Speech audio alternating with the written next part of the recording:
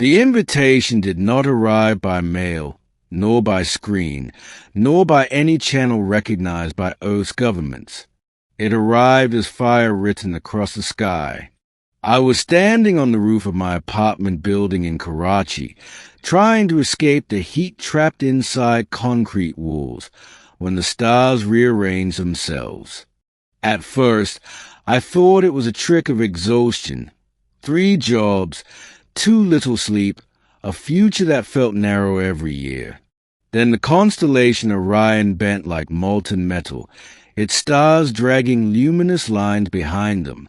A circle formed above the city, silent and vast, swallowing the moonlight. People below screamed. Cars crashed. Phones recorded nothing but static. And then a voice spoke directly into my bones. Scifilovers, you have been selected. I dropped to my knees. The voice did not explain who selected me or why. It simply opened the sky, and gravity reversed. I was lifted, not torn or dragged, but carried, as gently as a child lifted from sleep. The city fell away beneath me, shrinking into a grid of lights. The air thinned, then vanished, yet I did not suffocate. I passed through the circle and into a corridor of light that stretched beyond comprehension. When the sensation ended, I stood on a platform of black crystal, surrounded by stars that felt close, like they were watching. Before me hovered beings of shapes I had no words for, some tall and angular like living blades, others luminous and fluid, their forms constantly rearranging. At the center stood a figure draped in violet and gold. "Welcome," the figure said, its voice translated instantly into my language. "You stand before the conclave of worlds." I wanted to speak. I wanted to scream. Instead, I managed. Why me? A ripple of something like amusement passed through the assembly. "Because," said the figure, "you survived." A memory struck me then, something I had never understood as important. When I was 12, I had found a strange metallic object buried near the coast during a family trip. I touched it, and it burned cold in my hand. For days afterward, I dreamed of running through forests under alien suns, chased by creatures I could not see. I survived contact. Earth has long been isolated, the figure continued. But once every cycle, a species that demonstrates adaptability may send one champion to the Galactic Tournament. "What tournament?" I asked. The figure's eyes, if there were eyes, gleamed. "The Tournament of Crowns. Victory earns a reward beyond wealth, beyond territory, a bond." I did not like the sound of that. Before I could ask more, the platform dissolved, and I fell again, this time onto stone. The arena of 1,000 worlds. The arena was larger than cities, carved into an asteroid the size of a moon. Its floor shifted constantly, forming mountains, deserts, oceans, and labyrinths in seamless transitions.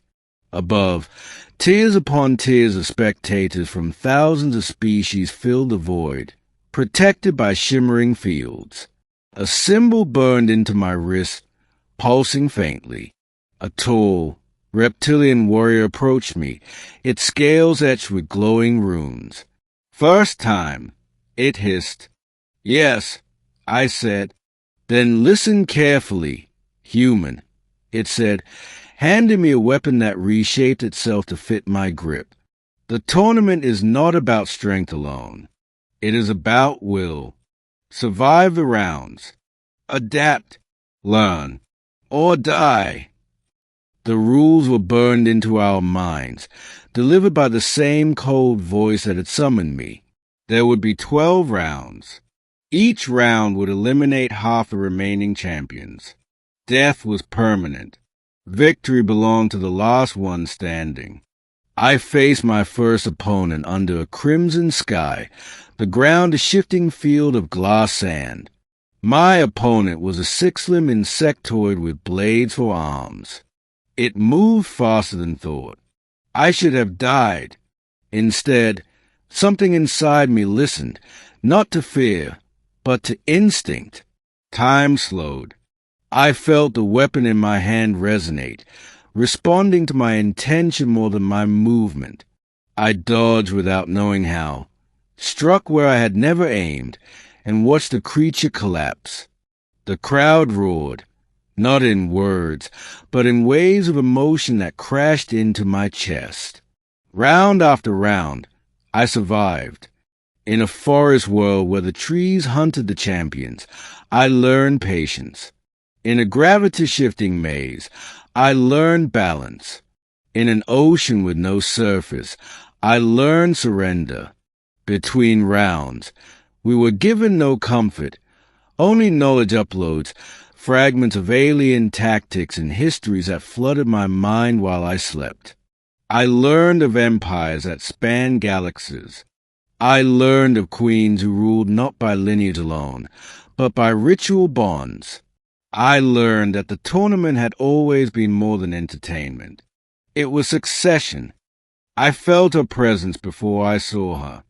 In the sixth round, as I fought a being of living plasma on a floating battlefield, a chill passed through the arena. The spectators fell silent. Even the shifting terrain paused, as if holding its breath.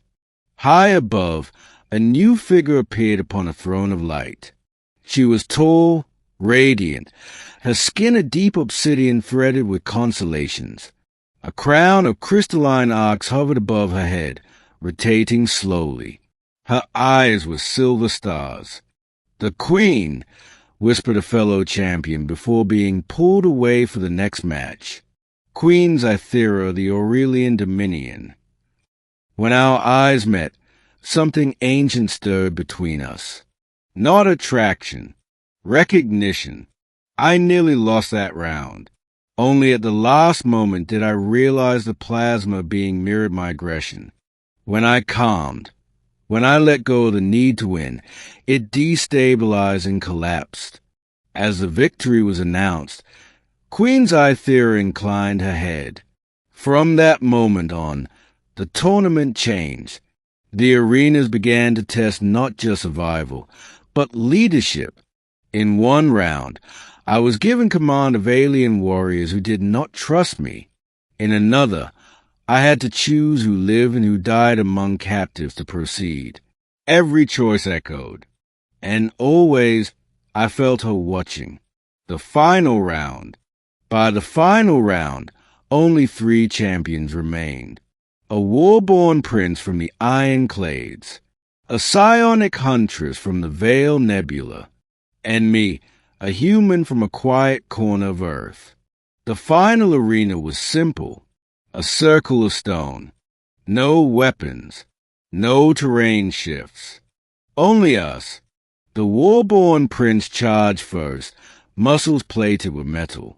The huntress closed her eyes, her mind flaring with psychic fire. I remembered Earth, my parents, the nights on the roof, staring at stars that felt unreachable. I remember that survival was not enough. When the prince struck, I redirected his force, using his weight against him. When the huntress invaded my mind, she found not resistance, but openness, memories, pain, hope. She faltered, overwhelmed by something she had not expected. Humanity.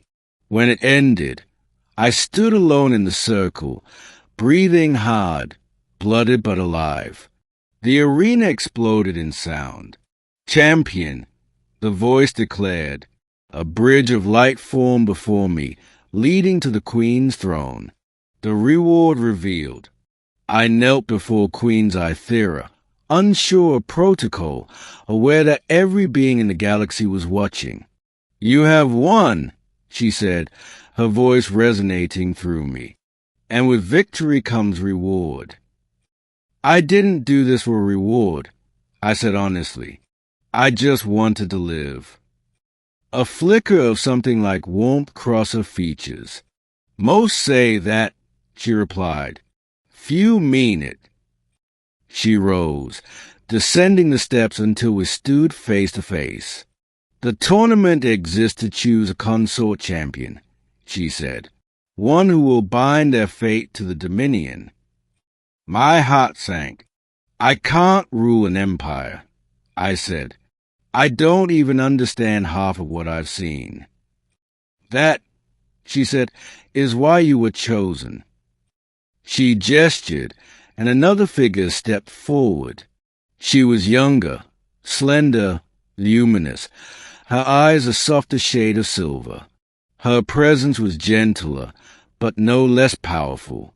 My daughter, Queen's Eye Thera said, Princess Lyria. Lyria met my gaze, curiosity and apprehension mingling in her expression. The reward, the Queen said, is marriage. The arena erupted again, but this time the sound felt distant. I stared at them both. You never said that was a prize. I said. The Queen's expression did not change. No champion ever asks. Middle, a bond forged, not chosen. The ceremony took place beneath a sky of living auroras, within the hot spire of the Aurelian capital. Entire civilizations watched as I stood beside Lyria, wearing garments that adapted to my form, inscribed with symbols of unity. I felt like an imposter. Lyria felt it too.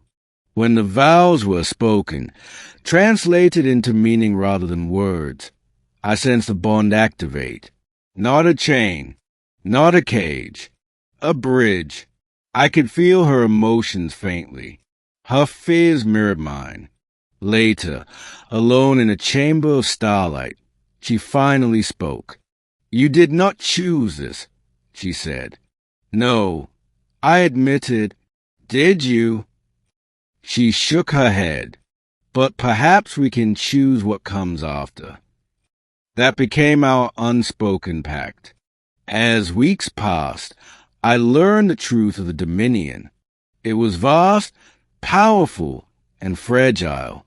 The tournament was meant to ensure the royal line bonded with adaptability, with unpredictability. Empires stagnated. Humans did not. Not all welcomed me. The ironclades whispered a Dishna. The Veiled Nebula accused the Queen of manipulation. Assassins tested my survival beyond the arena. Each attempt taught me something new. Each threat forced me to grow. Lyria and I trained together, learned together. She taught me history and diplomacy. I taught her humor, music, the idea that rulers could be human in their vulnerability. Slowly, something changed. Not obligation. Trust. The fracture. The rebellion came without warning. A coalition of worlds, tired of Aurelian dominance, struck at the heart. Fleets burned across star systems.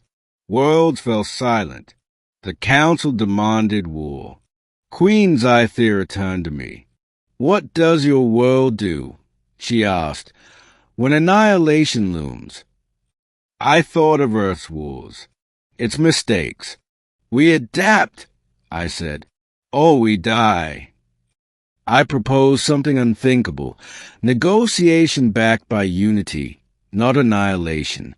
A coalition not ruled by fear, but mutual survival. They laughed, until Lyria stood beside me. Let him try, she said. The final battle was not fought with weapons, but with truth broadcast across the stars. I spoke as a human, flawed, uncertain, but sincere. I admitted the Dominion's failures. I offered reform. Some systems refused. Others listened. When the dust settled, the rebellion fractured, not by force, but by choice. Ending. The champion who stayed. Years passed. I never returned to Earth, Not because I couldn't, but because I no longer belonged to just one world. Lyria and I ruled not as queen and consort, but as partners. The tournament was reformed, no longer a path to forced bonds, but to chosen ones. On the anniversary of my victory, I stood once more beneath alien stars, watching new champions enter the arena. Lyria joined me, her hand warm in mine. "Do you regret it?" she asked. "The tournament? The crown? Me?" I thought of that night on the rooftop, the sky tearing open. "No," I said. "I survived, and then I lived."